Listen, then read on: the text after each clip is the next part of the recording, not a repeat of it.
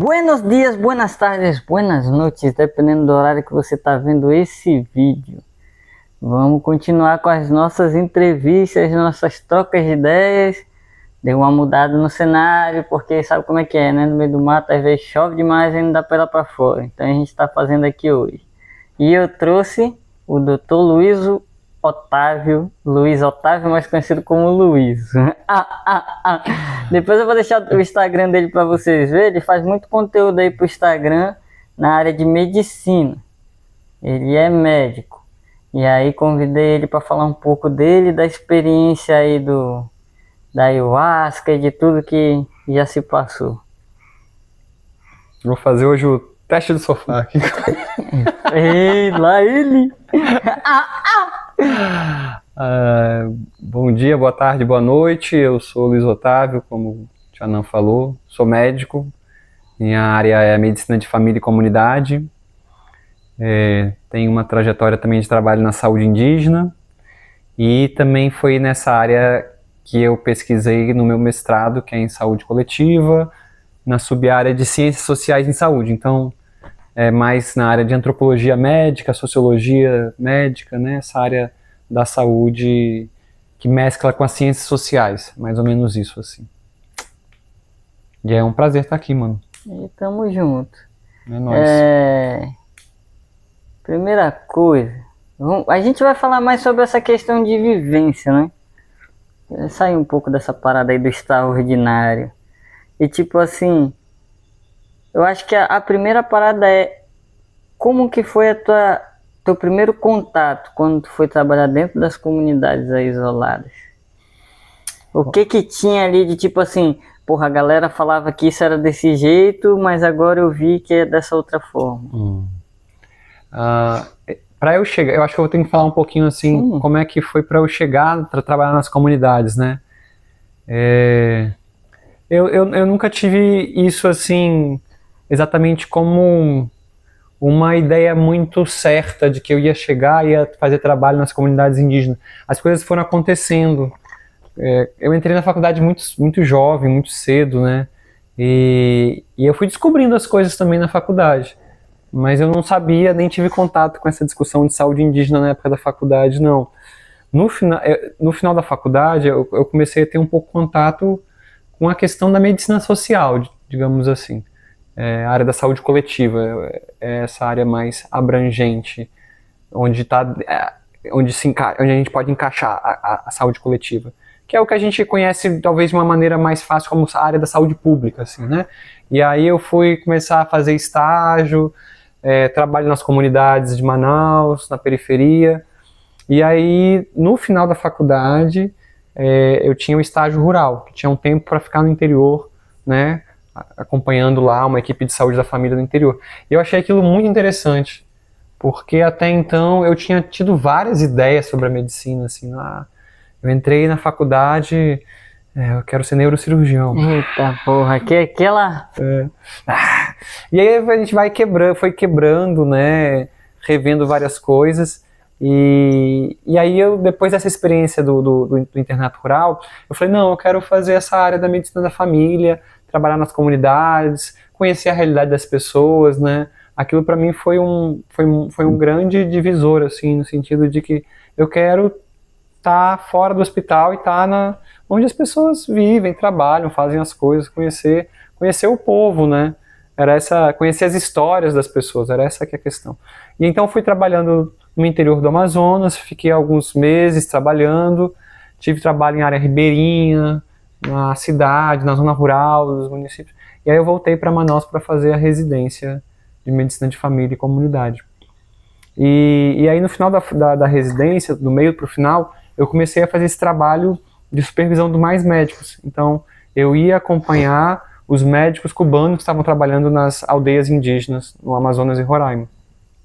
E aí foi aí que eu comecei a descobrir o que era saúde indígena, o que era a realidade das aldeias. Então, quando eu fiquei sabendo, já foi sabendo tendo um contato. Então, sabendo lá dentro do frevo já. E aí, por colegas mais experientes e também vendo a opinião dos profissionais que trabalhavam lá, né? Então foi um pouco disso, assim. a opinião dos colegas que trabalhavam e que trabalham geralmente não são as melhores. No sentido de que tem muito preconceito, muito racismo. Acho que por causa do choque cultural, né?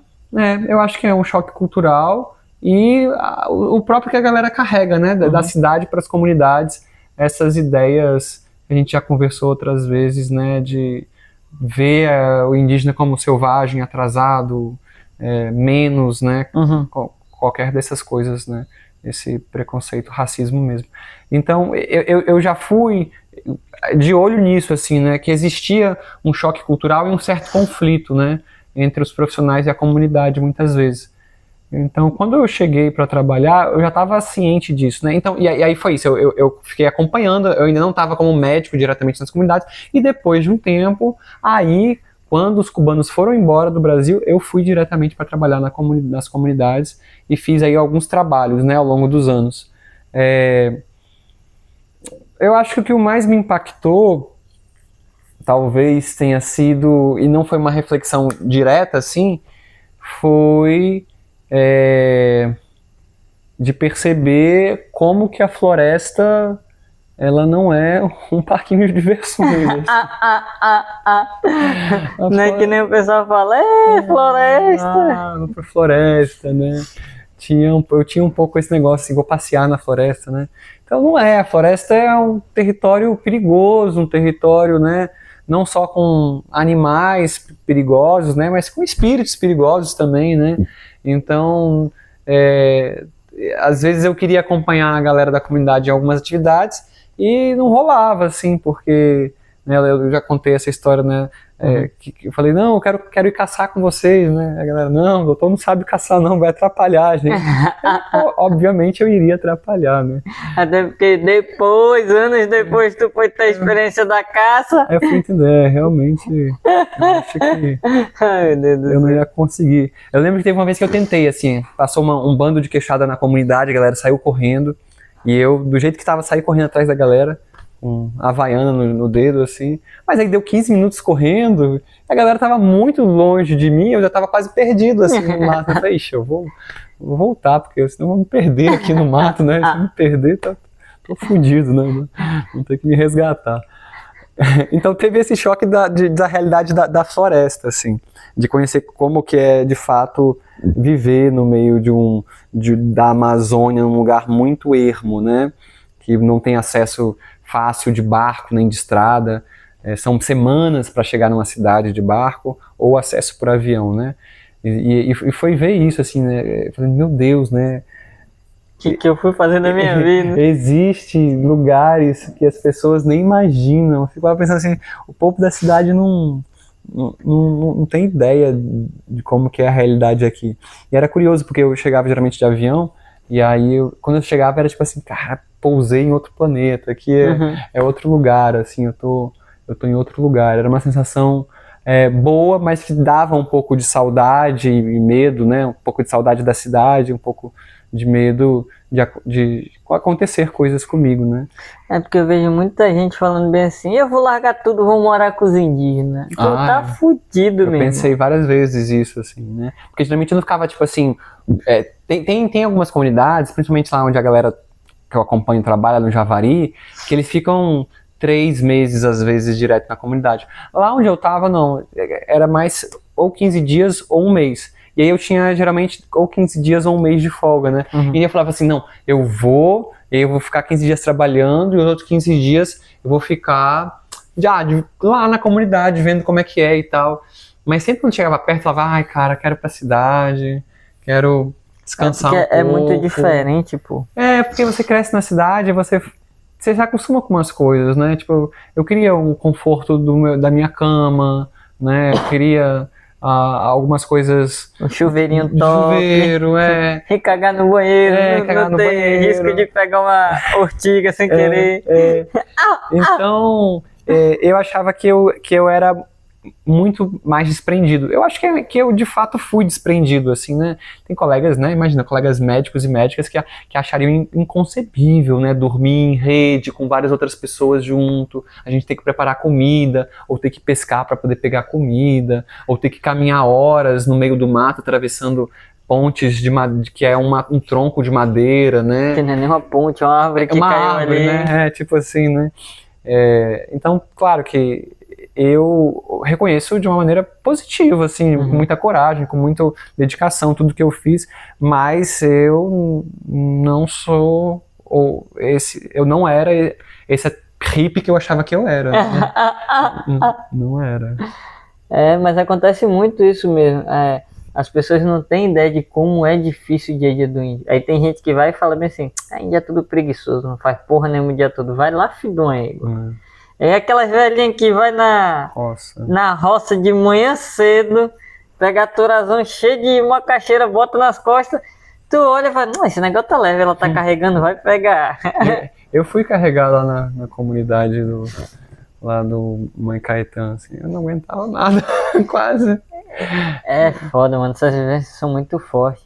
E aí depois, como foi que tu chegou na questão de tipo, vou beber esse negócio aí que esse pessoal fala, desse ayahuasca? Nossa, cara, eu tento lembrar, assim, as coisas são meio confusas, mas eu lembro que eu comecei a estudar muito sobre saúde indígena quando eu comecei a acompanhar o trabalho dos médicos na comunidade indígena. Eu falei, bom, eu preciso ler o que as pessoas já escreveram, o que outros médicos, enfermeiros, né, o que lideranças, né, que lutaram pela saúde indígena no Brasil, o que eles têm a dizer sobre isso, né, essa política de saúde indígena, política nacional de atenção à saúde dos povos indígenas. Então eu comecei a estudar muito isso, assim. E aí, toda vez que eu lia, eu via lá, deve ser prestada uma atenção diferenciada, respeitando a cultura e a medicina de cada povo, né? Eu falava, o que é a cultura e o que é a medicina de cada povo, né? Eu comecei a fazer essas reflexões, né? Aí eu comecei a estudar o que é cultura, né? Aí foi quando eu comecei a entrar nessas questões da antropologia. E o que é medicina indígena? E eu via que as pessoas não sabiam explicar o que é medicina indígena. Eu falei, por que as pessoas não sabem explicar o que é medicina indígena? Porque eu pego um livro, tem lá, medicina indiana, é isso daqui, né? Ayurveda, né? Aí faz medicina tradicional chinesa, aí tem isso daqui, né? Aí não tem nenhum livrinho falando o que é medicina indígena, assim. Eu preciso de um manual, uma teoria, eu preciso de uma teoria. E aí eu comecei a perguntar das pessoas, né? E aí eu conheci uma amiga. Nessa época tinha uma amiga em comum que ela falou que tinha conhecido uma galera indígena que trabalhava com medicina indígena. Eu falei, que interessante, né? Me passa o contato desse pessoal, né? E aí ficou lá o contato, uma hora eu vou lá procurar essas pessoas para perguntar delas o que é medicina indígena, né? Foi isso, assim. E aí um amigo, o João Vitor, por algum motivo porra, ele mano, o primeiro contato teu foi com a gente, foi?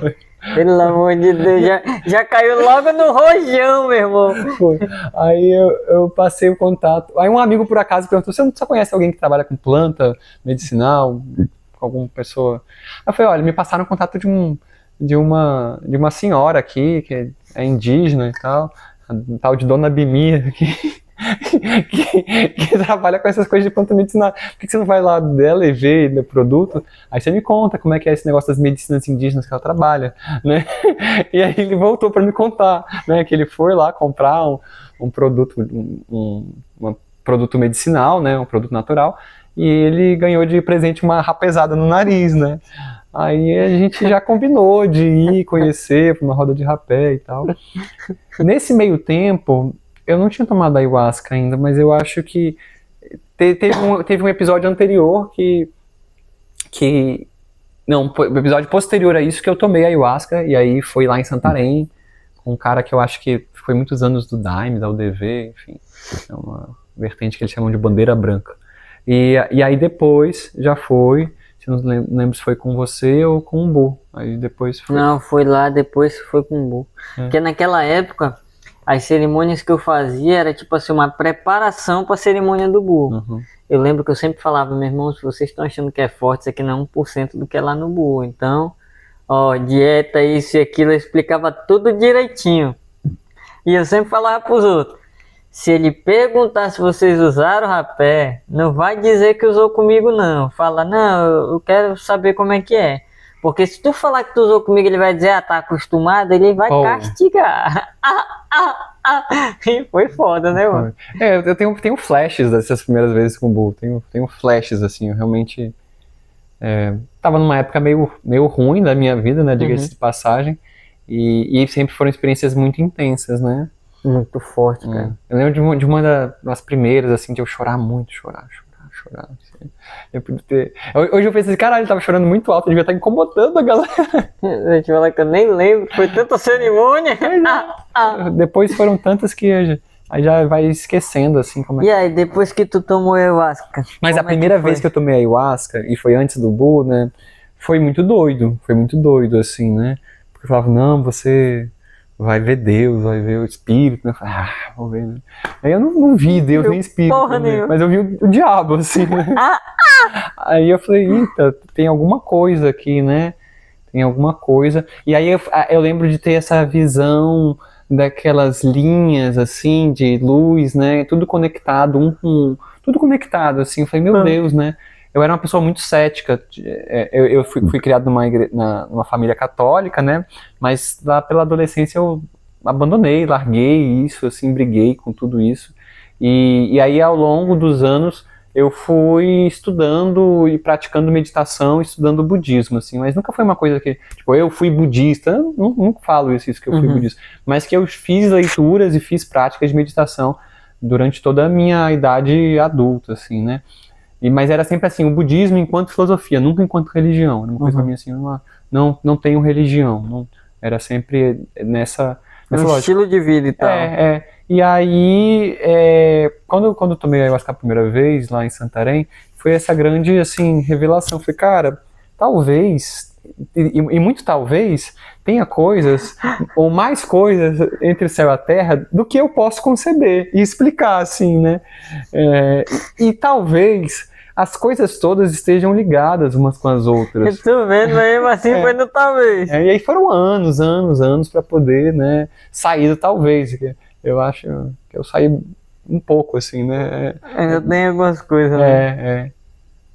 Mas nos últimos anos, eu tive até o ano passado, eu acho, uma experiência com a ayahuasca que foi muito assim, de fazer um pouco as pazes com essa questão da religião, espiritualidade, falar, é isso aí, eu vou voltar a rezar as orações que minha mãe me ensinou.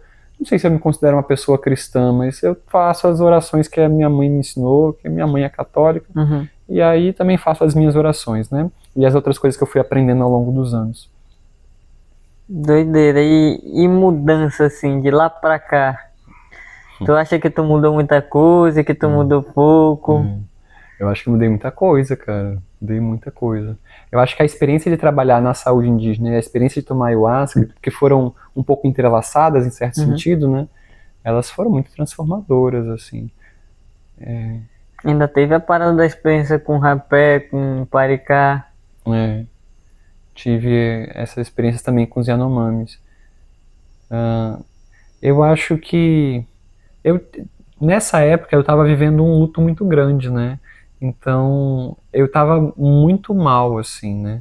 E isso me fortaleceu. Eu fui me fortalecendo ao longo dos anos em relação a isso, né? Isso foi muito transformador para mim também, né?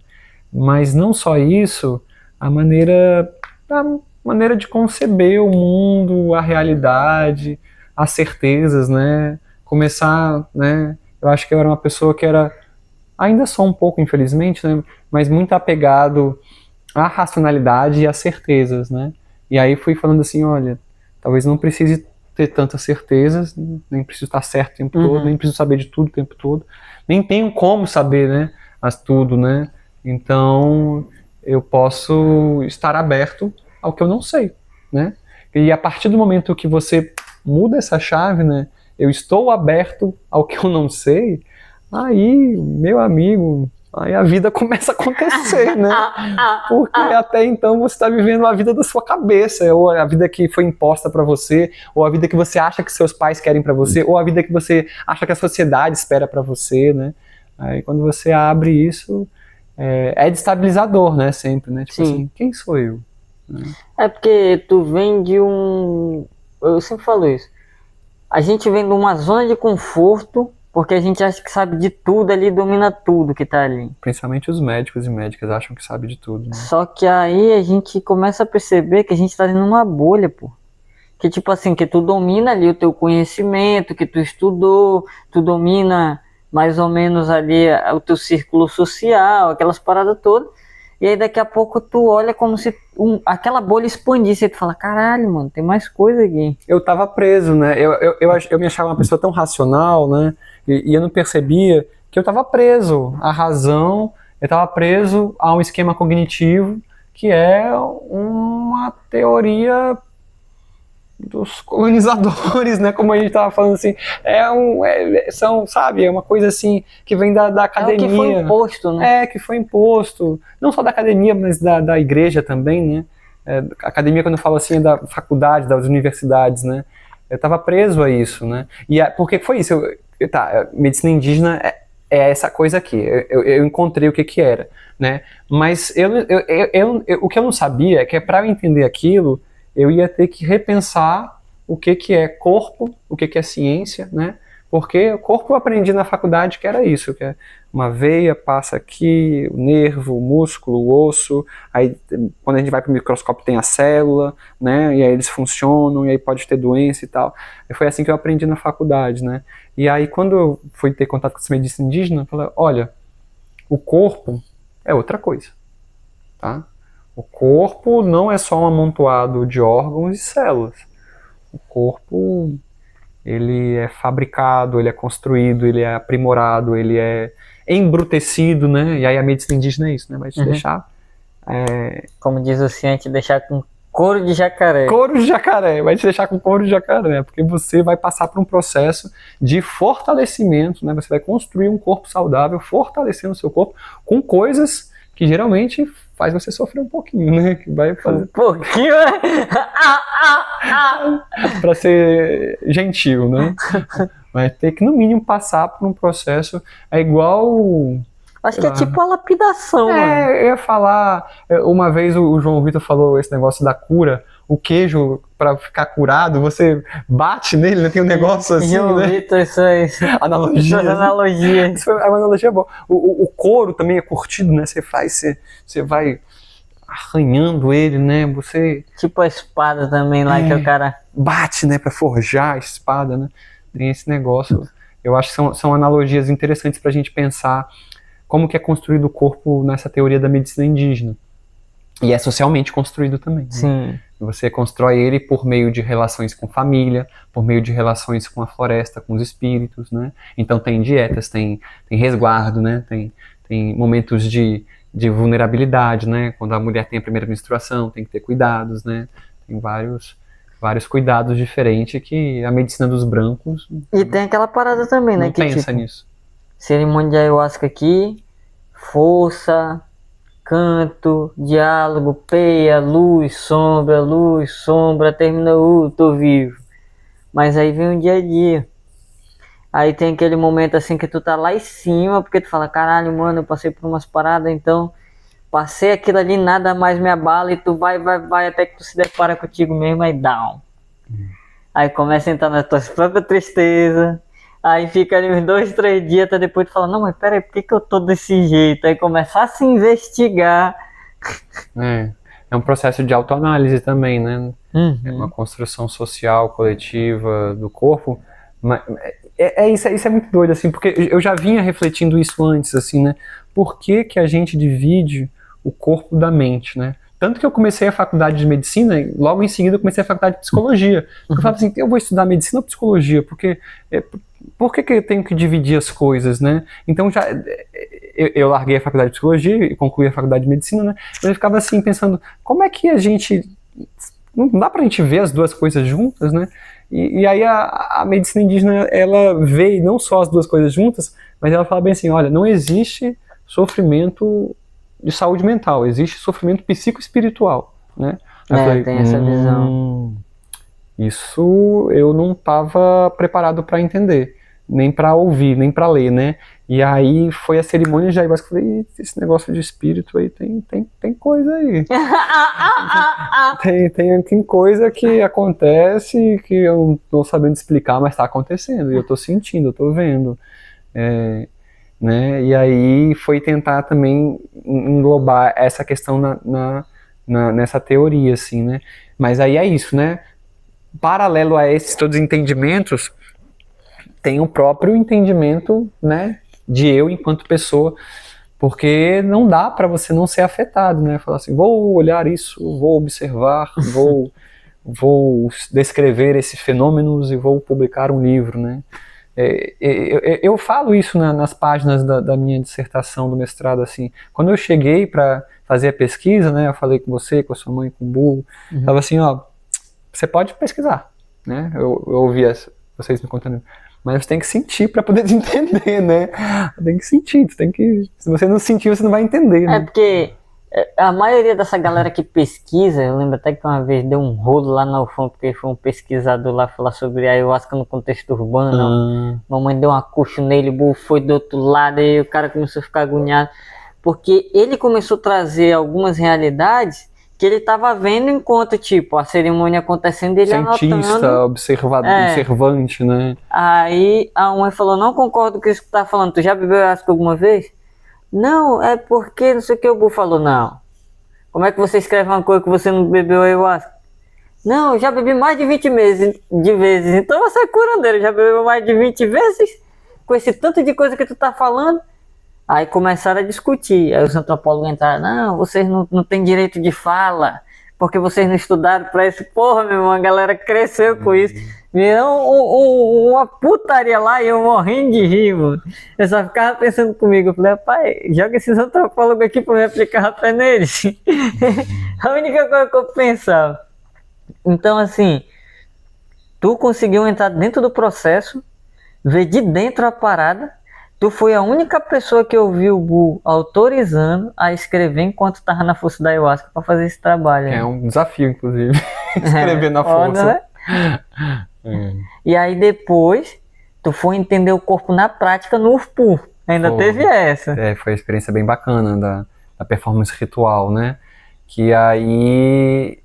E eu acho que foi tudo assim, caminhando para isso, né? Eu tava estudando o corpo, aí eu comecei a fazer aula de teatro, e aí a gente teve essa experiência da performance ritual UFPU, que era, né, a gente sentir o corpo e performar essas sensações dentro de uma cerimônia, né? Com e sem medicinas, né? Foi muito doido isso, porque foi me... Como é que eu posso falar? Foi aprimorando essa ideia de quão importante é as sensações, né? Quão importante é isso nesse processo todo. Tanto de aprendizado quanto de cura, né? Porque foi uma outra coisa que eu percebi ao longo do tempo, né? Que eu vi muitas pessoas, né? Funicuim, de outros povos, né? Yawanawá, Sempre tem aquela fase, né? Mas é isso, eu ouvia muito isso e às vezes eu via isso como uma coisa limitante, né? A ayahuasca é pra curar e pra aprender. Aí eu falava, tá, curar e aprender, ok, tá. Qual que é a relação de cura com aprendizado, né? Aí eu fui começar a pensar nisso e eu só consegui aprimorar esse pensamento com o UFPU, eu acho, assim, né? Inclusive, depois disso... Foi o desafio aquilo ali. Eu acho que não sei se eu passei nessa prova ainda não, tô na dúvida ainda. Mas a partir dessa experiência, foi muito legal porque eu escrevi um capítulo de livro, um livro que o Luiz Davi estava organizando, que é performance ritual e cura, um negócio assim, o livro, né? E aí eu escrevi um capítulo falando de como que é importante aprender para curar, ou curar para aprender, né? Como as duas coisas estão juntas e como elas fazem parte dessa performance no sentido antropológico do termo e da estética, né? Então, é impossível a gente viver num mundo que a gente não vai aprender, né? Esse é uma premissa, assim, do que eu estava escrevendo, né? E aí, né, baseado com outros pesquisadores que pesquisaram junto com o povo Rune Queen, assim, eu até coloquei lá no Instagram esses dias, né? Um homem sábio é um homem que tem o conhecimento no corpo, né?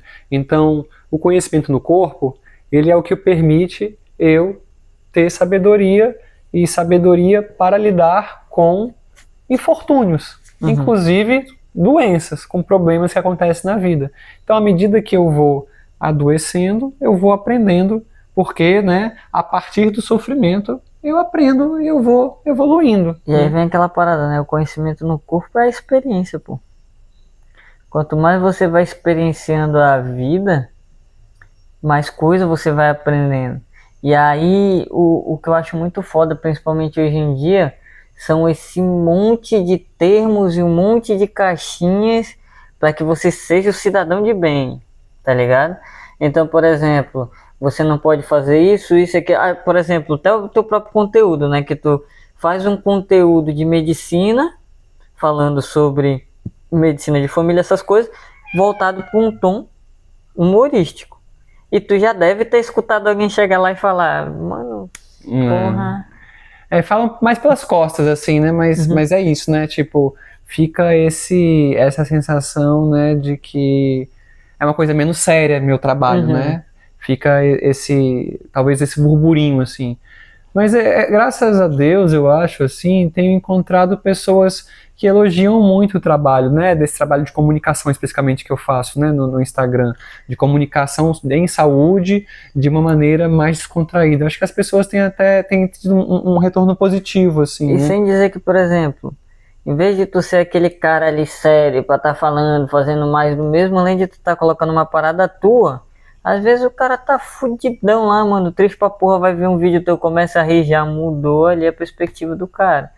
Eu tava analisando muito essa questão de conteúdo, que eu fiquei pensando assim, caralho, mano, eu posto tanta coisa e tal, mas às vezes um vídeo que eu postei ali, uma pessoa, sabe Deus da onde tava precisando. Por exemplo, essa semana eu vi uma pessoa curtindo um vídeo que eu tinha postado, que falava justamente do problema que essa pessoa tava passando. Aí eu falei, caralho, aí isso virou a chave. Eu falei, não, então não tá sendo à toa isso aqui. Porque às vezes dá essa sensação, né? Sim. Tu fica meio assim, caralho, mano. Ninguém será tá que vendo, isso aqui ainda tá dando certo? Ninguém tá nem aí. Tá entendendo? Tem 1 milhão de peitos rolando no feed, um monte de mais memes, né? Eu acho que, né, essa ferramenta do humor que eu encontrei, como principalmente era uma ferramenta, uma estratégia de marketing, né?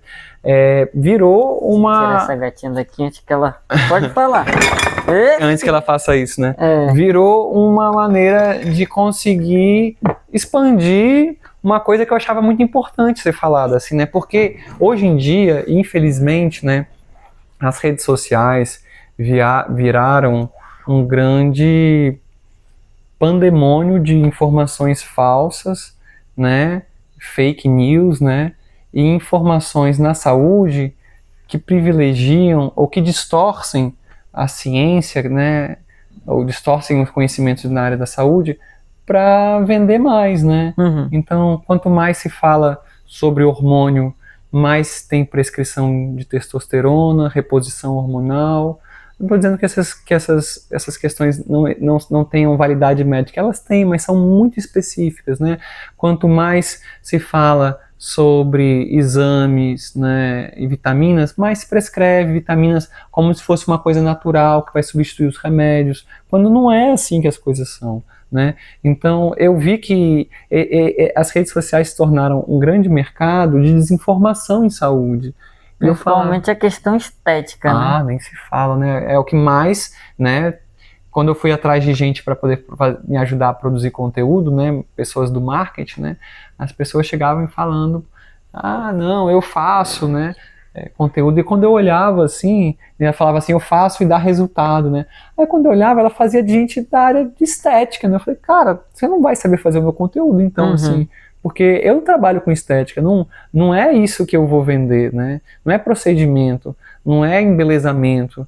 Muito pelo contrário, assim, o que eu quero é que quanto mais diversidade, melhor, quanto mais as pessoas se aceitarem do jeito que elas são, melhor, né? porque eu entendo que esse é o universo da estética, é um universo de sofrimento mental muito grande. As pessoas que procuram procedimentos estéticos, elas geralmente estão com uma insatisfação muito grande com o corpo, beirando, quando não estão dentro de um espectro do transtorno de imagem corporal, a gente chama de transtorno de dismorfia, né? A pessoa se vê no espelho de um jeito que não corresponde à realidade, vai fazendo vários procedimentos, né? E é foda, porque a gente vê que cada vez mais, que era o que a gente estava falando mais cedo, uma galera que tem uma gama de seguidores gigante, que podia estar fazendo um serviço da hora, de troca de ideia e tal, não sei o que, cai na superficialidade e arrasta meio mundo de gente pra isso.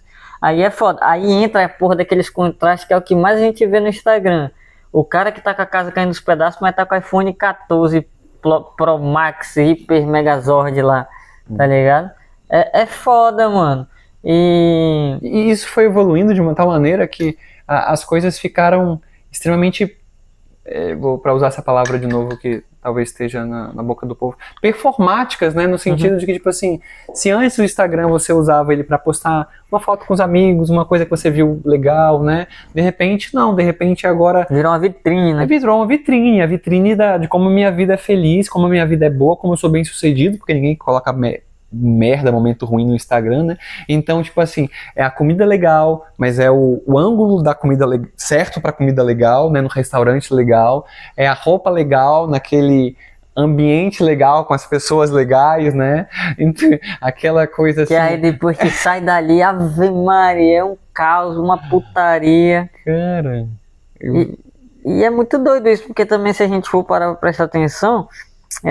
entra muito da desconexão da pessoa com ela mesma. E a gente volta para a história, né, da medicina e da ayahuasca, do corpo. Porque é isso, as pessoas estão tão desconectadas delas mesmas, do corpo, né, que aí você só vai, né, eu só tô arrastando e clicando sem pensar muito, porque é muito prático, né. E sem dizer a dopamina, meu irmão. Um excesso de dopamina, um excesso de informação, um excesso de marketing, né? É muito é um marketing pessoal, isso, assim, hoje em dia o marketing pessoal é o mais... E aí vem, né, o adoecimento. É isso, né, eu não consigo dissociar... Outro dia alguém me perguntou, assim, que voltei a trabalhar, né, pelo SUS recentemente, num bairro, uma região vulnerabilizada da cidade, né, galera com muitas necessidades, passando com muitas dificuldades, então eu ouço muitas histórias, tipo assim, cara, cada história que eu ouço nos meus atendimentos, assim, da galera, de uma galera mais pobre, geralmente, né, e aí outra pessoa perguntou assim, mas por que você perguntou isso pra ela, né, por que você perguntou dos pais, da relação com o pai, com a relação com o trabalho, né? Eu falei, bicho, eu não consigo conceber a possibilidade de cuidar de alguém, né? Sem entender o contexto dela, de vida e as questões ditas psicológicas, saúde mental, porque isso influencia muito, assim. Eu acho uma grande negligência da medicina ocidental, da medicina dos brancos, a gente desconsiderar o contexto social e o contexto psíquico, né? Então, essa desconexão com o corpo, esse excesso de dopamina, né? Essas vitrines que viraram a vida das pessoas, isso tudo, né, faz com que, né, a galera esteja aí, homens jovens, né, tomando remédio pra ter relação, porque o sexo virou uma performance. Os caras tomando, qual é o nome daquela porra? Tadala, meu irmão. Meu irmão, os caras com 20 anos de idade, parceiro. Porque o sexo virou a performance, assim, eu tenho que... tudo virou performance, né? Então, eu também tenho que ter um grande desempenho sexual, né? E aí a gente vai para outros extremos, né? Mulheres que não têm libido, né, e aí querem tomar hormônio porque acham que vai resolver. Porque existe uma cobrança muito grande também das mulheres, né, na questão de como se portar numa sociedade, do que performar enquanto sexualidade, né, enquanto para o homem é importante ser uma virilidade, né, para a mulher é importante, né, ser esteticamente estar bem arrumada, estar sempre, né, como é que você vai ter, né, prazer se você está o tempo todo preocupado como você vai parecer, né? Seja... E é aquela parada, a mente que comanda o teu corpo, mano. Você começou a dar tilt aqui, vai começar a dar tilt em tudo. Não tem pra onde correr. E também a gente pega muito as influências energéticas e frequências também da porra da música, mano. O povo brasileiro ou escuta sofrência ou tá escutando funk falando de putaria. Então, assim, acaba ficando muito popular essa parada, como é que eu posso dizer, mais primitiva da coisa, entendeu? Mas sabe que eu vejo isso assim como mais um reflexo do que como uma causa, assim? Eu acho que, né, esse tipo de música, com esse tipo de energia, é um reflexo, cara. Tipo, a galera tá sofrendo, e quando você sofre, o que você quer? Você quer parar de sofrer, né? Vai atrás de qualquer prazer. Você quer prazer, né? E aí seja um prazer para extravasar, seja para dançar, seja para beber, né? Às vezes vai numa parada de uma comida, a galera já passa do ponto na comida. Café, cigarro, sexo, bebida, drogas e assim vai indo. Mas é o que eu vejo, assim, enquanto uma galera que tá sofrendo porque falta, tipo assim, recursos mesmo básicos, é muito ralado, né? A inflação tá lá no alto, tem que ralar para poder trabalhar lá no distrito para poder pagar as contas e tal, né? Então tem esse sofrimento, né? De que você é exposto, essa é a vida perfeita, né? E você tá numa outra realidade. Aí vem as cobranças. Ou você tem um dinheiro para poder pagar as coisas, mas você está sempre tendo que performar, porque você tem que manter o seu status. E aí entra a porra das armadilhas. Entra a porra das armadilhas, porque o cara tá ali, fudido, ralando pra caralho, semana todinha. E aí, porra, faltou uma grana. Aí vem os caras na internet lá, você quer ter uma renda melhor? Você quer ser seu próprio patrão? Toma curso pra ensinar tu a vender as coisas. Aí os caras investem o pouco que tem, não tem retorno. Aí daqui a pouco aparece um influenciador grande pra caralho. Não, joga no Tigrinho, pô. Meu vizinho ganhou não sei quantos mil. Aí os caras pegam um porra do monte de dinheiro, mostrando dinheiro, carro foda pra caralho, não sei o que. Não, joga nisso aqui. Meu irmão, o cara tá no desespero, bicho. Pra pagar as contas dele, ele fala, meu irmão, se tá dando certo, eu vou nessa parada. E aí começa a se afundar em jogo, em dívida. Atende paciente mais doença. Com ideação suicida por causa do Tigrinho. Eu ouvi histórias de pacientes, fulano de tal se matou porque tava com uma dívida muito grande com o jogo do Tigrinho. Eu ouvi essas histórias, cara. Eu ouvi, sabe? E é isso, assim, né? Porque, porra, que mundo doido a gente tá. O mundo tá acabando. A galera tá sugando até o último milímetro de petróleo que tem a qualquer custo, tirando o minério de qualquer maneira para poder destruir. O importante é produzir iPhone. Foda-se se a gente vai acabar com as florestas, né?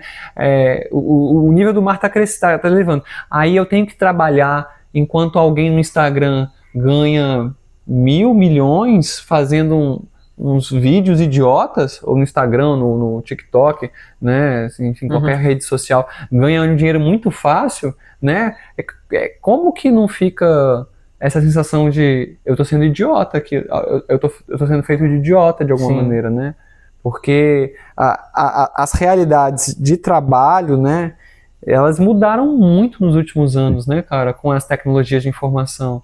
Então é uma coisa muito nova pra gente conseguir entender. Deu uma deslocada muito grande, né? Tipo, como é que... Tem umas pessoas que falam assim, eu não vou fazer faculdade, eu não vou trabalhar para patrão, porque agora o mundo tá diferente, né? E aí não consegue, né? E aí entra aquela parada também, por exemplo, que tu tava falando, que eu acho muito importante, o contexto das coisas, pô. Porque, por exemplo, às vezes eu fico vendo essas paradas desses coach, né? Mentalidade, isso e aquilo, não sei o que. Eu acredito que funciona, mano. Mas depende do contexto de vida do cara, tá ligado? Porque não tem como tu chegar pra um cara que tem 5 filhos pra criar, aí o cara trabalha, sei lá, de vigilante noturno, e falar bem assim, não, mano, você só tem que pensar positivo, que aí mentalidade e tal, não sei o que, meu irmão, como é que vai ficar a comida das crianças dentro de casa, isso e aquilo, e fora a questão da educação que se transformou. Porque, por exemplo, muitas das coisas que a gente aprendeu quando era criança, principalmente a galera que viveu ali 90 até 2000, hoje em dia tu não vê nem rastro disso, mano. A sociedade mudou muito, né? Então, tipo assim, todo mundo ficou muito no consumismo. Eu lembro que a última vez que eu saí, assim, valendo mesmo, tá com uns anos, Meu irmão, eu vi uma galera assim que trabalhava de construção civil e chegava no final de semana, os caras iam pro forró e torrava toda a grana comprando uísque caro pra caralho, dava pras meninas ali aquilo e tal e não sei o que. Quando era na segunda-feira, os caras estavam pedindo vale porque a gente tinha grana, mano. Tá entendendo? Eu quero desbaratinar, eu quero, sabe, desopilar, eu quero tirar esse peso que tem aí em mim. De alguma forma. E aí entra essa parada de, por exemplo, das medicinas, da cultura indígena, desse lance de, pelo menos até isso já tá afetando, né? Porque agora já tem um monte de gente nas comunidades viciada em tigrinho. Tem uma galera já viciada na cachaça, outros viciados na droga. As facção entraram nas comunidades, facção, né, a porra toda. Mas assim, até um tempo era muito aquela questão de tipo... mas ainda tem comunidades hoje em dia que tá de boa, tá tranquilo, tem essa organização, né? Uhum. Que a gente tá vendo o que tá sendo feito, a gente tem contato com a internet, mas não podemos deixar isso adentrar aqui. Uhum. A gente vê enquanto aprendizado, olha, isso aqui tá acontecendo no mundo, isso aqui tá acontecendo aqui, então a gente tem que se proteger disso aqui. Cara, eu acho que você falou de um ponto extremamente assim importante que tem sido muito pouco discutido assim, como que desde a disseminação da Starlink, porque eu peguei uma época de trabalho na saúde indígena que não existia Starlink, né, cara? Mas como que, então eu vi essa mudança acontecer assim, como que desde a Starlink as coisas mudaram em algumas comunidades assim. Sim. Porque agora é isso, né? Agora se antes eu precisava pegar um barco dias para chegar na cidade e ter contato com esse outro universo, agora tá na palma da mão. Isso, como todas as tecnologias, pode ser usado para o bem e para o mal, né? Então, eu acho que é uma coisa que talvez precise ser discutido mais, assim, e eu falo assim, dentro da próprio movimento indígena, da galera mesmo, assim, das comunidades, como que vai ser usado essa tecnologia, né? Como que isso... Porque, assim, porque já está sendo vendida a futilidade. Porque, olha só, nos Estados Unidos, né, recentemente eu li um livro que foi até best-seller, aquela Geração Ansiosa. Eles já estão discutindo, assim, como os smartphones e as redes sociais, eles causaram um aumento no casos de depressão e ansiedade dos adolescentes, principalmente casos de automutilação e suicídio entre meninas, a partir dos 13 anos de idade, né? Essa é uma curva muito clara nesses países, né? Estados Unidos, Europa, Austrália, né? Nos meninos é um pouco mais complexo, assim, né? Nos meninos aparecem mais sintomas de isolamento, que já entra na parada da pornografia. Pornografia ou jogos, isso. Meninos é pornografia ou jogos, né? Nas meninas é comparação, autoimagem negativa, depressão e suicídio. É isso, assim, né? Então, tem um movimento nesses países que começam a perceber como isso está sendo nocivo para a geração mais jovem e falar, olha, a gente precisa regular isso de alguma forma, né? Mas quando chega...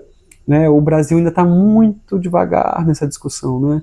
E nas comunidades indígenas precisa começar a ter essa discussão, porque se depender do Estado para ter essa discussão, vai ter muita merda. Os caras não estão dando conta daqui da cidade, não vai, irmão. Não, e aí foda assim, porque eu percebo que a galera tá entrando numa vaidade, tá ligado? Por exemplo, às vezes eu fico acompanhando conteúdo de alguns influenciadores indígenas, e teve um que eu vi de uma comunidade, não sei... Não é o da aldeia, não. É um outro cara aí que eu vi. E aí, tipo assim, ele filmando e falando ali, cadê? Tu tem iPhone? Tá aqui o meu iPhone. Qual é o teu? iPhone, não sei o que. Aí o cara vai falar bem assim, e o teu? Não, meu S25. Ih, Samsung, não sei o que. Pode ser uma piada, mas... Caralho, mano, o que o iPhone significa pra ti? Tá ligado? O que ter esse iPhone vai mudar de fato na tua realidade? Tá entendendo? Então, assim, a galera tá começando... Se fosse pra usar, pra fazer produção de conteúdo, sabe, denunciando, organizando, aí até que vai, né? Mas agora falar porque tem, né? O mesmo discurso do branco já. Exatamente. Eu já vi essa história, cara, na galera, assim, no movimento negro, assim, né? Se o branco pode ter iPhone, por que eu preto não posso ter um iPhone? Claro, se você trabalhar, todo mundo pode ter iPhone. O negócio, assim, quais quais padrões a gente quer seguir, assim, né? Tipo, e é esse o ideal? Esse é o ideal de uma pessoa bem-sucedida, né? Tipo... Porque no final das contas eu vejo assim, que a galera hoje em dia tá vivendo mais por imagem do que por vivência. Então assim, o cara tem um iPhone, mas por que tem um iPhone? Porque a galera ali tem, porque a galera falou que isso é ter sucesso. É tipo um cara que vai lá e compra um carro de R$1 milhão porque é ter sucesso. E lógico, isso aí vai de cada um faz o que quer da sua vida, mas quando a gente traz para o contexto indígena, a gente começa a ver que os povos indígenas estão começando a ter esse afastamento da cultura e começando a adentrar cada vez mais dentro da cultura do branco. Esquecendo os valores, esquecendo as paradas que rolam. Porque, por exemplo, que nem a gente estava falando mais cedo, tem comunidade que está cheia de diamante. E ninguém nunca mexeu nessas coisas. Porque sabe, tem um entendimento das coisas e tudo mais. Só que daqui a um tempo, a galera já tá abrindo porta pra galera, sei lá, pra retirar diamante. Pra tá ganhando uma grana, pra tá ganhando tal do iPhone, tá entendendo? Eu tava pensando pode-se dizer uma rixa, assim, né, da galera do rap das antigas com a galera do trap mais recente, né? Falou assim, meu irmão, olha o que vocês estão falando, tá ligado? Assim, tipo, a galera do movimento negro fala assim, pô, ficar falando de ostentação, né, tipo, e o que isso vai trazer, assim, de positivo, né, só falar de joia, de droga, de carro. E aí é foda, porque os caras estavam lá atrás, abriram todo um caminho da conscientização pra chegar a galera agora e queimar. Denunciando, né, era um caminho de denúncia, como era a questão, os problemas na favela, né, e aí vem a galera e fala bem assim, foda-se, né, eu quero fazer som, eu quero ficar rico. Porque aí tem todo um outro esquema por trás, porque também a gente for falar, a gente vai entrar num túnel sem fim aí. Mas é assim, de fato, o comportamento do ser humano tá indo para um lugar que tá sendo ditado pelas redes. Tá entendendo? Não é mais aquela... E aí antes, vamos voltar um pouquinho. A gente já sofria antes essa influência por conta da televisão, que aí o povo brasileiro consome muito filme americano, tá ligado? Então o cara via, por exemplo, American Pie, puta que pariu, meu irmão, quem foi o adolescente que não via American Pie e pensava que com 18 anos ia comer todo mundo, ia ter uma mansão pra si, ia tirar uma onda do caralho, aí chega os 18 anos, pã! Outra coisa. Aí tu olha assim e fala, caralho, não tenho papai pra me dar um carro, não tenho papai pra me dar uma casa, as mulheres não querem nem saber de mim, que canela só de barro de tanto trabalhar. Então, mas também não alcançava tantas pessoas quanto a internet, porque tinha uma galera assim que tava trabalhando e era na TV o bagulho. Porque você não carregava no seu bolso, né, Pois cara? era na TV o bagulho. Você tinha que sentar pra assistir, né? O Orkut, por exemplo. Eu tinha que ligar o computador pra acessar. MSN, meu irmão, tu saía de casa, tu ia fazer o teu rolê, tu vivia tuas paradas, no máximo aquela TechPix podre, tu tirava uma foto, chegava em casa 10 horas pra subir ela pro Orkut e colocar lá, esse dia foi top. Acabou-se. Não, e o Orkut, ele ainda tinha essa grande questão, pra mim, que se perdeu, né, que era um fórum, cara, você debatia, podia ser debater coisas mais idiotas, sabe, tinha lá gente que debatia as letras dos Los Hermanos, assim, sabe, e, cara, que seja, mas você estava trocando, Sim. você estava trocando, sabe, você falava a sua opinião, alguém falava a outra, você lia, você ouvia o que as pessoas estavam falando. E não tinha tanta treta, de tipo assim, se ofender pra caralho por causa de um comentário. Porque não era esse o objetivo. Essa galera da psicologia social que estuda essa questão das redes sociais, o efeito na saúde mental dos adolescentes nos últimos anos, eles vão falar assim que duas coisas revolucionaram as redes sociais, né? A gente está falando, né, do Orkut, né? Depois veio o Facebook, depois o Instagram, mais ou menos assim, né? Mas foi o botão de scroll infinito, né? Então você vai. E aí o Instagram é tão genial que ele, em algum momento ele falou bem assim, né? Se acabou o seu feed das pessoas que você siga, não tem problema, eu vou sugerir para você. né? Aí depois veio Os algoritmos e tal. o algoritmo para sugerir e veio as propagandas personalizadas, né? Então é uma tela infinita que não acaba nunca as informações. E uma outra coisa que eles falam que foi feito pelo Satanás é o botão de like, assim. Porque é isso, o like, né? Você fica vendo quantas pessoas curtiram, quem curtiu, né? Não, e eu lembro porque que não basta eu escrever um texto ou postar uma foto e uma pessoa gostar. Aham. Porque imagina, uma pessoa gostou o que você fez, o que você falou, o que você mostrou. Da cara. hora, né? Você devia ficar feliz, assim, pô, alguém gostou, né? Tocou alguém de alguma maneira. Não basta, tem que ser muitas pessoas, né? Não, e aí tem uma parada. Quando lançaram essa parada do botão do like, tinha um botão do dislike. Que aí na época foi foda mesmo. Nossa. Porque, por exemplo, às vezes tu tirava uma foto, tinha 5 likes, aí viu uma galera só pra te atazanar 10 dislikes. Aí tu já ficava, caralho, minha vida e não sei o que e tal. Começou a ter, depois dá uma pesquisada no Google, mas se eu não me engano foi aí que começou a ter uma taxa de suicídio muito grande por Eu causa acho disso. que eu lembro dessa história. E a galera foi, tirou o dislike e deixou só o like, tá ligado? Mano, eu sou um cara que é foda, às vezes eu tô ali entediado, eu não fico no feed, tá ligado? Eu vou olhar os stories, aí eu saio curtindo os stories de todo mundo, mano. Vai passando, eu vou curtindo, tá ligado? E aí depois, às vezes eu me pego e falo, caralho, meu irmão, tem outra coisa pra me fazer não? O que eu tô fazendo aqui? E quantas vezes também já rolou, às vezes, de estar ali no Instagram, tu começa a ver uma coisa que te leva pra outro vídeo, que te leva pra outro quando tu passou o dia. Aí tu fica, caralho, irmão. Essa história da aprovação, né, de como a gente busca a aprovação, eu fiquei pensando aqui agora, né? A gente volta para a história também das medicinas, da cerimônia da ayahuasca, né? Que é um aprendizado, assim, de quem que a gente quer ter aprovação, né? Claro, também dá para fazer isso na terapia, mas eu acho que a ayahuasca ajuda nesse sentido, né? Refletir, Assim, né? De quem que a gente quer ter aprovação? Porque se a gente quiser ter aprovação do mundo inteiro, olha, nem Jesus, né, meu irmão? Nem Jesus agradou a todos. não, né? aí tem aquela parada assim, a terapia, ela ajuda. Eu não vou dizer que ela não ajuda. Ela te dá um norte da parada. Só que a diferença pra ayahuasca é que ela faz tu sentir, Sim. tá ligado? A ayahuasca faz tu sentir na pele.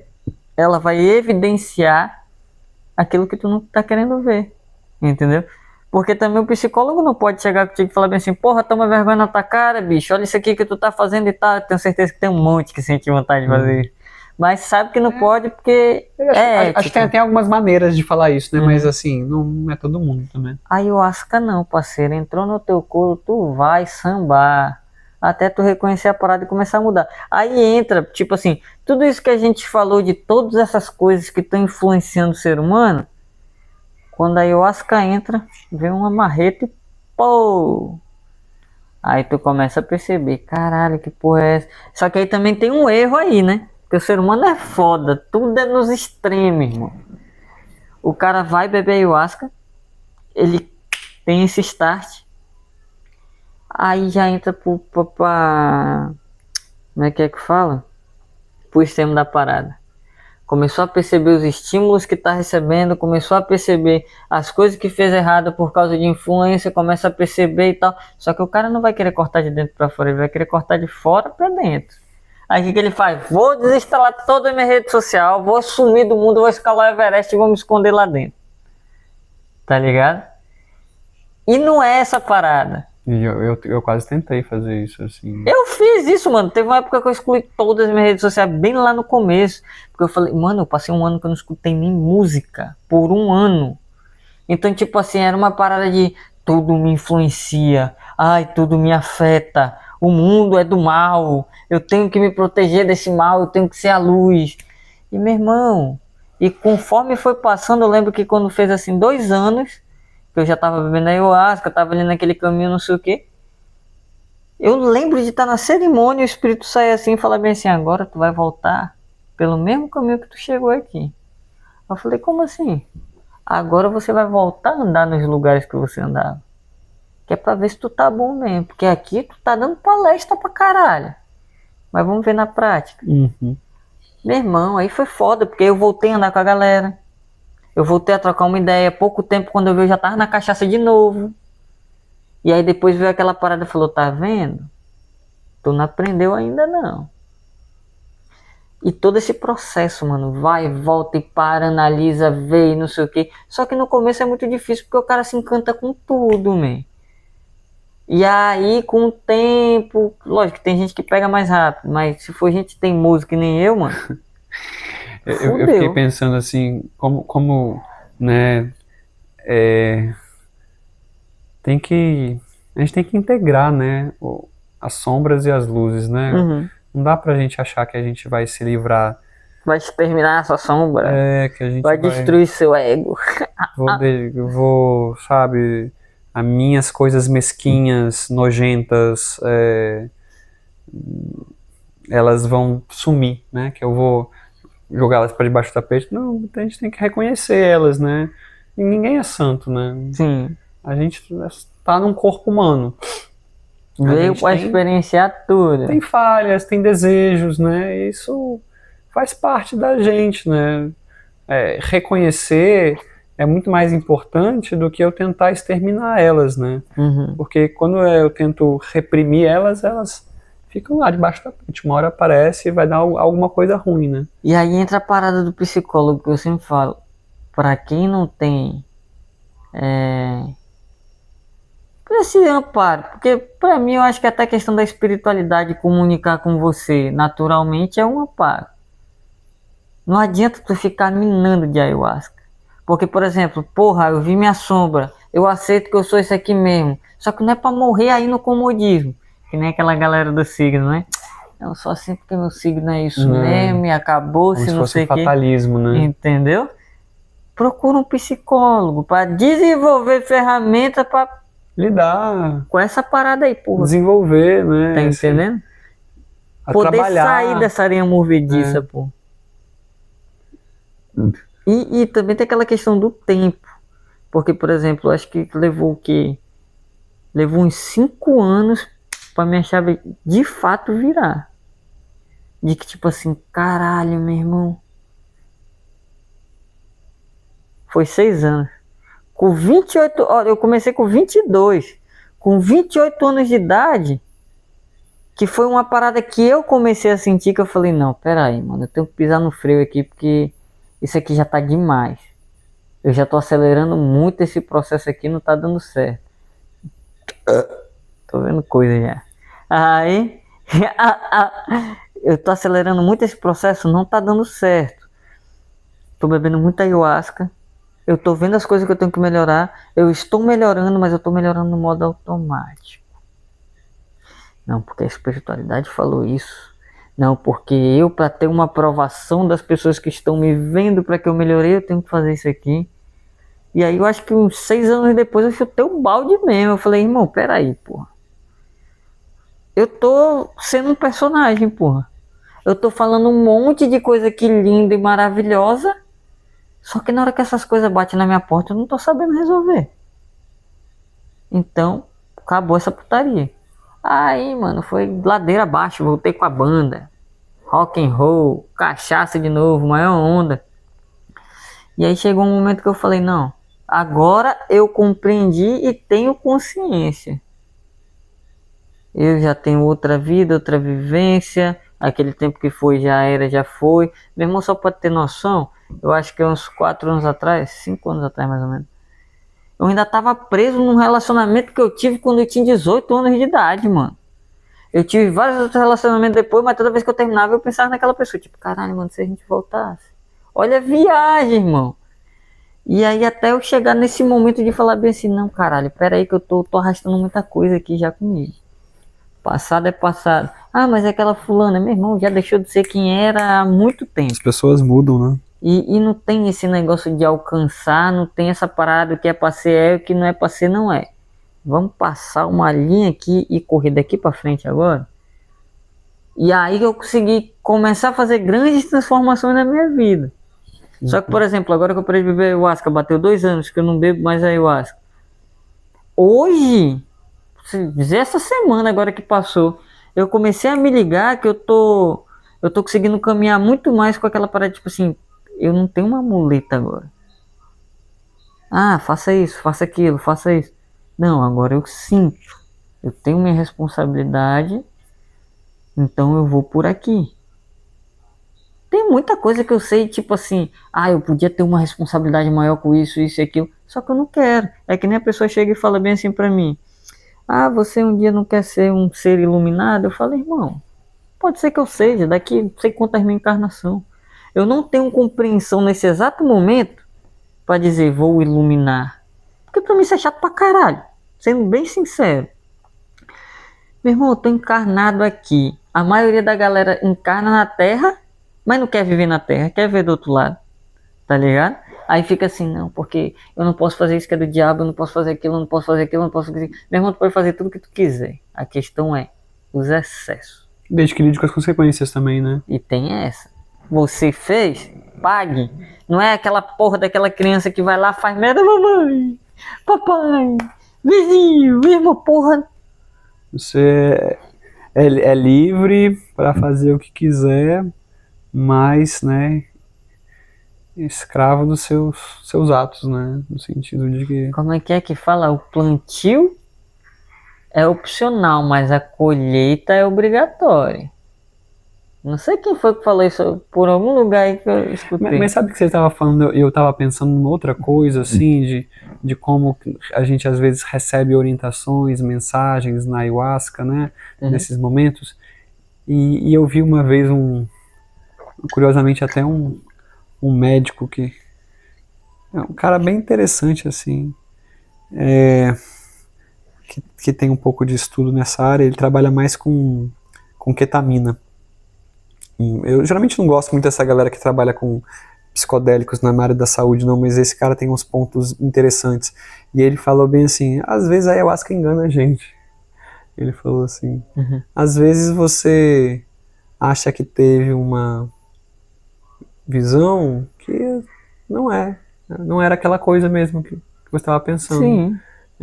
Então eu fico pensando que é preciso também a gente ter um pouco de cuidado, né? Porque eu tive essa orientação nesse momento. Eu vi isso na miração e tal. Né? Eu lembro de ver uma história que era assim, o cara foi tomar ayahuasca no Peru com o melhor amigo dele, e no meio da experiência, da cerimônia, ele teve uma miração que esse melhor amigo dele estava traindo, a esposa dele estava traindo ele com esse melhor amigo que estava junto com ele. Surtou e matou ele. Cara, no meio da cerimônia de ayahuasca, assim. Entendeu? Cerimônia zona doida essa, hein, cara? Cura! Receba a cura! Não é que nem aqueles caras na força surtando. Calma, é a cura, irmão, é a cura. É a cura. Josh. Então, assim, se ele tava ou não tava traindo, a gente, sei lá, nunca vai saber. Não dá pra saber, assim, né?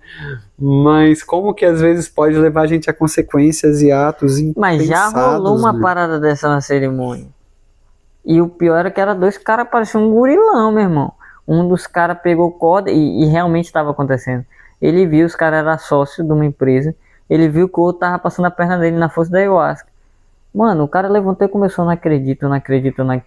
Aí o Bu olhou, fez assim, eu falei, que tá pegando? Não acredito que esse desgraçado tá me passando a perna. Aí, porra, o Bu tinha falado assim, vai lá ver o que tá pegando. Só que depois que ele viu o tamanho do armáriozão, eu pequenininho, ele levantou e falou, irmão, senta. Aí o cara sentou e começou, não acredito. Ele falou, vem aqui, vamos conversar. Puxou o cara no canto. O cara foi, trocou uma ideia com ele, falou, você está na força da ayahuasca, você está numa cerimônia, eu vou te aplicar um rapé. Vamos baixar essas coisas. Quando for na segunda-feira, você senta com ele e conversa. Não adianta tu fazer nada de cabeça quente. Aí o Bu foi lá, fez um rezo, aplicou rapé nele, conversaram e tal, não sei o que. Se mataram depois eu não sei, mas eu sei que durante a cerimônia foi suave o negócio. Mas também rola de tipo, isso já aconteceu também, de eu estar na cerimônia aqui e eu ligado numa coisa, e daqui a pouco vem um cidadão lá do outro lado e fala, por que tu tá me atacando? Que rapaz, que tu tá falando? Eu tô aqui no estudo, outra parada. Não, porque eu vi isso aqui na miração, você fez isso e aquilo.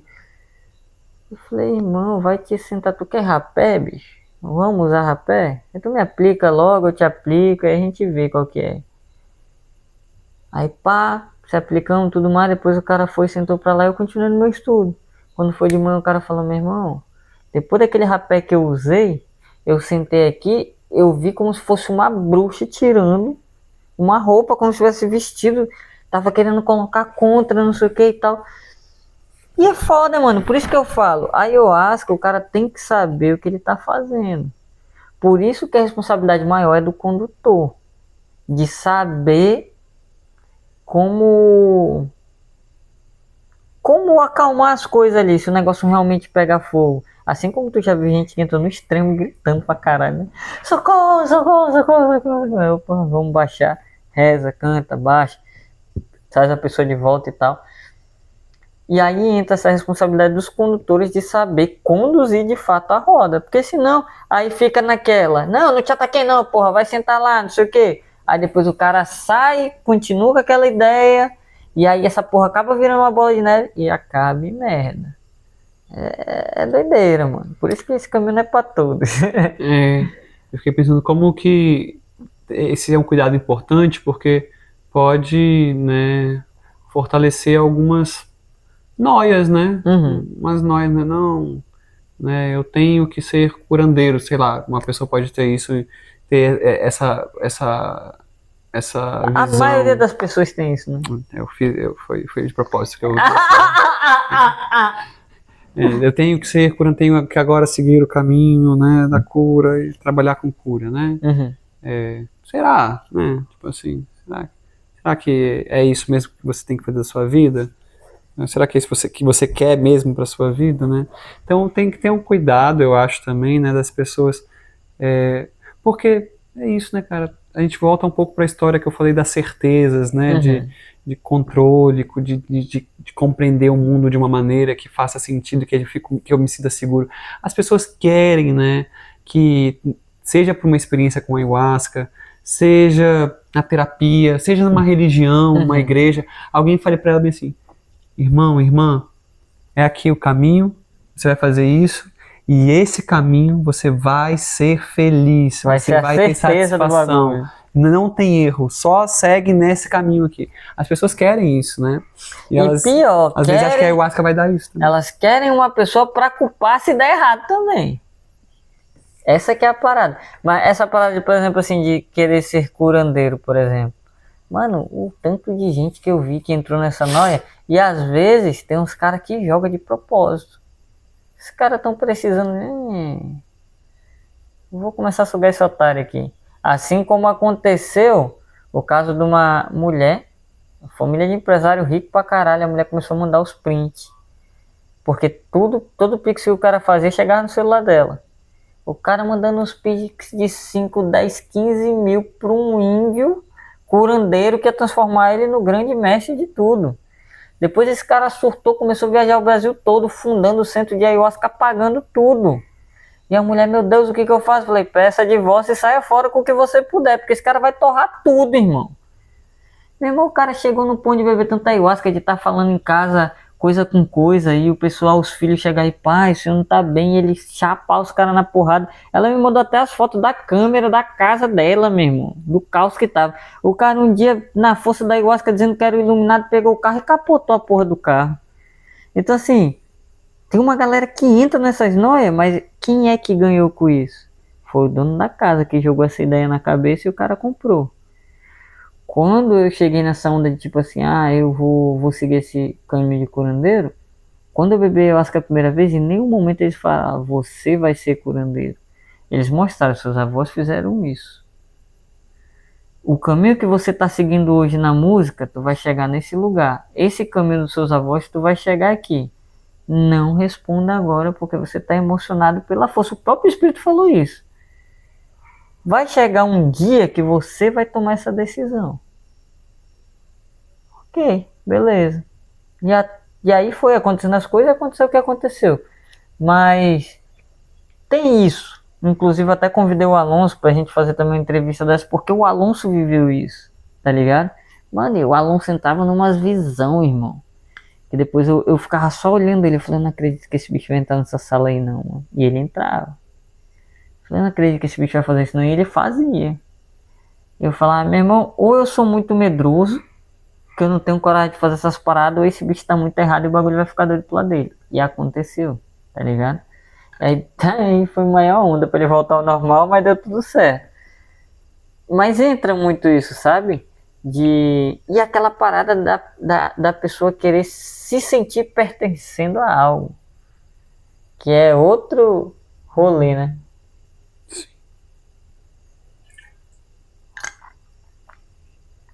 Que hoje basicamente a maioria do círculo de cerimônia virou clubinho. É foda, aí a gente entra naquela parada, meu irmão, tá carente, compra um livro, compra um gato, vai fazer terapia. E as pessoas estão muito carentes, né, tio? Sim, muito vazio existencial, bicho. Porque é difícil se relacionar, né? Cada vez mais difícil, né?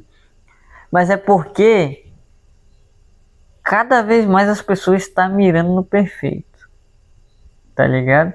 Então, por exemplo, o cara tá lá, vou botar um exemplo bem genérico, que a maioria das pessoas faz, né? O cara tá lá passando o feed e vê a Virgínia, por exemplo. Que até um tempo desse, Virgínia e Zé Felipe era o casal exemplo, não sei o que, e papapá, separaram, aí eu só vi a galera, ai, por que isso? Meu Deus do céu, irmão. Mas aí o cara vai lá e vê a Virgínia e fala, meu irmão, eu quero uma dona dessa daqui. Aí a dona tá lá do outro lado, vai, sei lá, ver um outro cara aí famoso. E fala bem assim, porra, eu quero um cara desse aqui. Cauã Raymond. É, um Cauã Raymond da vida. Aí ela vai mirar no Cauã Raymond e o cara mira na Virgínia. Aí os dois têm um estereótipo um pouco parecido um com o outro lá, que eles objetificam e...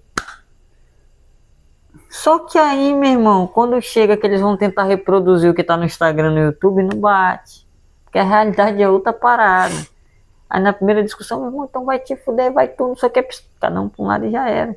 E aí vai continuar seguindo nessa hipnose do caralho. Eu vejo, por exemplo, é muito fácil, eu tive essa fase, mano, a fase do jovem místico, como é que é o nome? Jovem místico nórdico. Comecei a beber ayahuasca, caramba, eu vou só escutar música nórdica agora, os vikings e não sei o que e tal. Foi uma época boa porque eu conheci Omnia, que é uma banda do caralho, e eu acompanhava assim a vida dos caras, meu irmão. Vi os caras lá no gelo, tá ligado? A Jenny, na época de colheita e tudo mais, eu ficava viajando aquilo. Não, porque um dia eu vou morar no mato, eu vou plantar minhas para meu irmão. Agora, quem me vê hoje jamais imagina que um dia eu tive um pensamento desse, tá ligado? Não, porque, porra, eu podia montar uma banda dessa, né? Alternativa e tal, e não sei o que. E aí entrei nessa vibe aí, e daqui a pouco uma vibe meio hippie também, tá ligado? Não, porque o sol ilumina todos, se todos pensar positivo a gente cura o mundo. Só que aí, irmão, tu tá novo, tu acabou de entrar no bagulho. Aí daqui a pouco vem o fatídico dia que eu vou no primeiro, acho que era o segundo encontro brasileiro de xamanismo. Puta que pariu, meu irmão. Aquilo ali pegou todas as minhas expectativas, ilusões e sonhos de mundo de espiritualidade, deu uma marretada assim que bagaçou tudo. Eu falei, caralho, mano, então quer dizer que esse mundo da espiritualidade só existe na minha mente, porque na realidade não tem. A realidade é uma disputa de ego. Tu é doido, meu irmão. É um quando tu atacando o outro. Os caras às vezes ficam te telando o que tu tá fazendo ali na tua rede social. Esse aqui não tá prestando, tá me passando. Já te lima. É muito ataque, é muita bruxaria. Os caras falando de amor aqui, depois vai todo mundo embora. O cara, cadê? Tu pegou o nome do fulano aí? Me dá aqui o nome do fulano aqui. Faz todas as macumbas lá e o fulano não sai mais de dentro do espaço. Aí tá lá, a vida não anda pra frente, o cara tá dando rios de dinheiro, bebendo com sua porra ayahuasca lá, nada muda e não sabe o que aconteceu. Então assim, foi passando, o cara vai amadurecendo e pum. Só que hoje eu vejo que ainda tá muito isso, das pessoas ver a vida da galera ali no Instagram, ou no YouTube, vlog, sei lá, porra que for, às vezes ver esses negócios dessa molecada nova geração aí, os caras com 15, 16 anos, milionário, pô. Aí começa a entrar nessa vibe de caralho, eu tenho que ser assim, porra, eu tenho que fazer isso, e não sei o que e tal. Só que às vezes o cara esquece, mano, que esses moleques de 16 anos, que nem aqueles moleques do podcast. Você ficaria com uma menina que não tem iPhone? Não, por causa do mais de 7, não sei o que, não sei o que, não sei o que. Então, os moleques tinham uns 12, 13 anos. É errado. Eu acho que os caras não estão nem errados porque é a bolha social deles. Os caras têm condição disso, velho. Tá entendendo? Agora, dizer que, porra, você aí, pedreiro, tá fudido porque você não tem mindset, aí é foda, né, irmão? Tá ligado? Então, assim, eu acredito que tem regras que funcionam para certos nichos. Só que, por exemplo, essa parada explodiu, aí a galera começou a se sentir puto, porque, tipo assim, os caras velhos pra caralho não tem essa grana, e os moleques tem essa grana também muito, foi do papai, tá ligado? Os moleques não fizeram porra nenhuma, que nem aquela parada lá que a gente tava discutindo naquele dia. Que tu falou bem assim, porra, como é que é o nome do cara lá, meu irmão? Não é o Jobs, não, o cara da Amazon, eu acho. Aqui na ponta da língua, tá? Esqueci o nome do cara lá. Aí, tu falou bem assim, porra, mas o cara conseguiu fazer esse negócio porque a família investiu 23 milhões, sei lá, na carreira do cara. Eu não tenho uma família. Então tu tá entendendo? Tudo tem um contexto, pô. Cara, Jeff Bezos. Hoje em dia tem alguns estudos que mostram assim, o melhor preditor para você ter sucesso na sua vida adulta é você vir de uma família que tem dinheiro. É a melhor chance da sua vida dar certo é nascer numa família que tem dinheiro. E aí também tem aquela, o que é dar certo, né? Ganhar muito dinheiro, assim. Se for uma vida material, não tem outra. É. Porque, mano, o que eu vi, o que eu conheci de nego que tinha grana e jogou tudo no lixo, meu. Nego que virou herdeiro, torrou tudo, com cachaça, droga e puta. Acabou-se com tudo. E eu lembro quando eu era moleque, chegou um moleque lá na pista de skate, moleque playboyzão, mano. Os cordão de ouro, umas paradas e tal. Aí chegou um moleque que queria se enturmar. Aí eu cheguei, fiz amizade com o moleque, a gente ficou trocando uma ideia lá e tal. Aí eu lembro que assim, foi uma semana ele indo pra pista, ele comprou um skate, começou a andar e tal. Quando foi na outra semana eu não fui. Aí passou assim uns 3 dias eu fui. Quando eu cheguei lá ele já tava andando com uma galera pesada, né? Eu falei, mano, vem cá.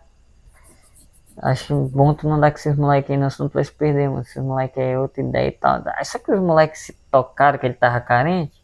E aí, meu amigo, como é que tu tá, porra, e não sei o que. Só que os caras tentaram chegar assim em mim e não colaram. Ele falou, não, mano, sai fora, tá de boa, vai lá que eu vou fazer minha sessão aqui e tal.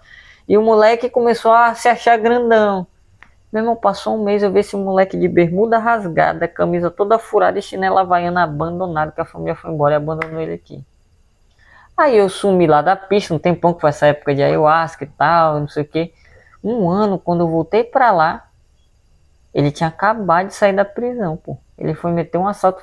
Então assim, caralho, mano, o cara tava numa vida aqui e veio parar aqui. Tinha uma mina, acho que a menina tinha uns 14 anos, mano, com 3 overdoses nas costas, pô. E eu falava assim, caralho, man. Mas e teus pais, pô? Que é isso? Não, pô, quando eu chego lá que eu quero conversar com meu pai, ele me dá 50 conto e fala, pega aí, vai se drogar com teus amigos, me deixa em paz.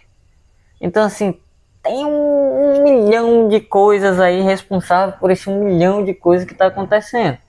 Se a gente for atrás de uma raiz, só vai mais fundo. Só que a parada é que, se a gente tá começando a ter consciência do rolê, vamos começar a mudar daqui pra frente. É nós daqui pra frente, vamos cuidar de nós mesmos. Que aí se tu for querer entrar na raiz do problema do mundo, meu irmão, aí vai vir aqueles caras escrotos, né? Porque a mulher, porque se a Eva não tivesse comido a fruta, meu irmão, ainda tem gente que entra nessa viagem, mano. 2025, tio. Os incel, né, da vida. Mano, pelo amor de Deus, a vida é um bagulho doido. Mas eu acho que é isso, né? A gente já conversou coisa pra porra aqui, falando um monte de coisa, o conteúdo tá muito doido, tem de tudo. E tu quer falar alguma coisa pra finalizar? Rapaz, eu acho que eu falei tudo que eu tinha para falar. Não sei se tem uma pergunta final para fazer. Não sei, tu quer deixar alguma reflexão pra galera aí? Olha, a reflexão mais importante que eu tenho para deixar para a galera, eu acho que é